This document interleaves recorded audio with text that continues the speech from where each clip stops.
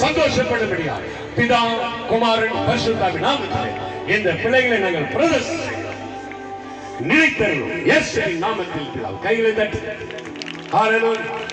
இன்னும் 3 மாசம் நீங்க கன்சீவ் ஆயிடுவீங்க. கைகளை தட்டி அலையில செல்வோம். நடந்தாலும் நடையும் ஒரு அழகி, இயேசு நின்றாலும் நிழலும் ஒரு அழகி, இயேசு பார்த்தாலும் பார்வை ஒரு அழகு, இயேசு சிரித்தாலும் சிரிப்பும் ஒரு அழகு. அழகி என் இயேசு அழகி, பார்த்தாலே நானும் நீயும் அழகு.